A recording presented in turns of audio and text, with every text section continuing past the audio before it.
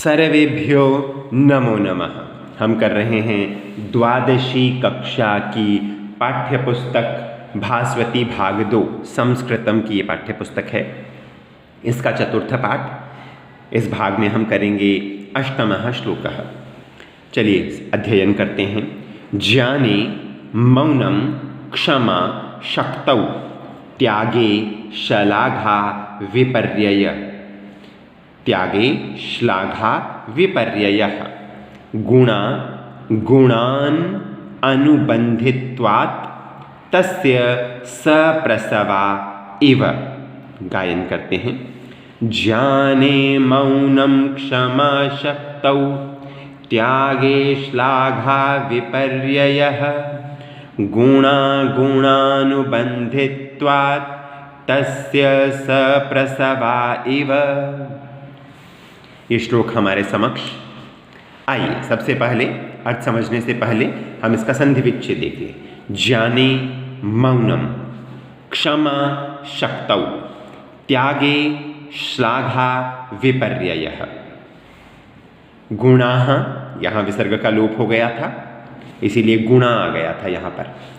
गुणाः गुण अनुबन्धित्वात् तस्य सप्रसवाः इव। यहाँ पर भी देखिएगा सप्रसवा है, विसर्ग का लोप हो गया। विसर्ग से पहले यदि आ जाए और विसर्ग के पश्चात कोई भी वो स्थिति है, कोई भी स्वर या बीज व्यंजन आ जाए तो विसर्ग का लोप हो जाता है। तो यहाँ पर उसी नियमानुसार विसर्ग का लोप हो गया है। यहाँ पर भी वही स्थिति है, विसर्ग से पहले आ और विसर्ग के बाद कोई भी स्वर या बीज व्यंजन आ जाए तो विसर्ग का लोप। आगे बढ़ते हैं, ध्यान दीजिएगा। ज्ञाने, ज्ञान प्राप्त होने पर सप्तमी एकवचन का प्रयोग है। मौनम, मौन को धारण करना, शांत हो जाना। क्षमा, क्षमा करना। शक्तौ, शक्तिशाली होने पर, शक्ति से युक्त होने पर। त्यागे, त्याग करने पर। श्लाघा, श्लाघा होता है प्रशंसा। विपर्ययः, प्रशंसा से विपरीत स्थिति से युक्त होना, अर्थात प्रशंसा रहित होना। ये सब राजा दिलीप के गुण बताए जा रहे हैं। ज्ञान प्राप्त होने पर मौनम, मौन को धारण करने वाले हो गए।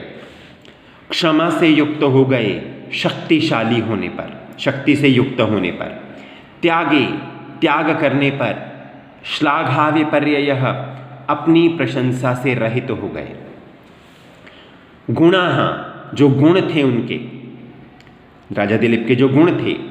गुण अनुबंधित्वात्, गुण अनुबंधित्वात्। ध्यान दीजिएगा यहाँ पर, ये बहुत ही महत्वपूर्ण स्थिति है। गुणों के अनुबंधित्वात्, अनुकरण करने से, जो गुण थे उनके, वो गुणों का अनुकरण करने के कारण से, उनके साथ रहने के कारण से, उन्हें फॉलो करने के कारण से। तस्य, उनके किनके, राजा दिलीप के। सप्रसवाः, सगे, सहोदर। इव, के समान हो गए।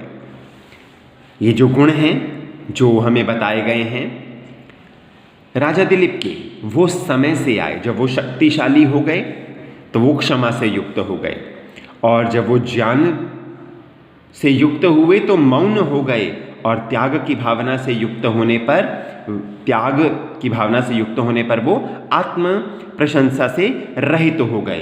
तो ये सब गुण जो थे, जो पहले से ही राजा दिलीप में गुण थे, उनके गुणों का साथ पाने के कारण से, गुणों के साथ रहने के कारण से सगे के समान हो गए। ये भी उनके जो गुण थे उनके साथ रहकर इस प्रकार से हमें महसूस होने लगा कि ये सब तो जन्म से ही उनमें थे। किनमें थे? राजा दिलीप में ये सब गुण जन्म से ही थे।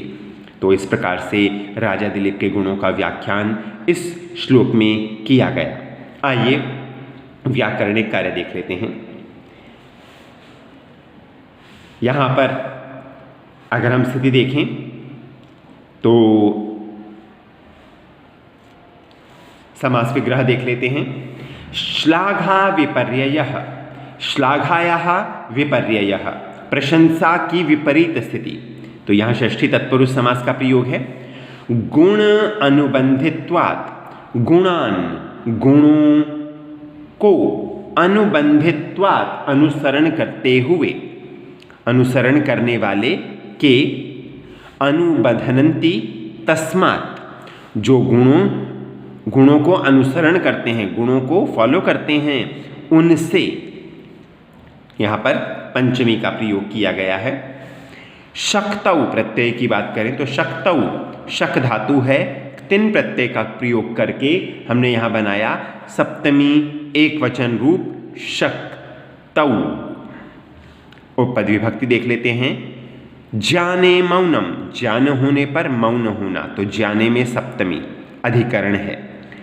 क्षमा शक्तौ, क्षमा से युक्त हो गए, शक्तिशाली होने पर सप्तमी पुनः एक वचन। पुनः देख लेते हैं। मौनम, जाने में सप्तमी एक वचन, क्षमा शक्तौ, शक्ति में सप्तमी एक वचन का प्रयोग किया, शक्तौ बन गया। तो यहाँ पर अधिकरण की स्थिति है, सप्तमी का प्रयोग किया जा रहा है, आधार है।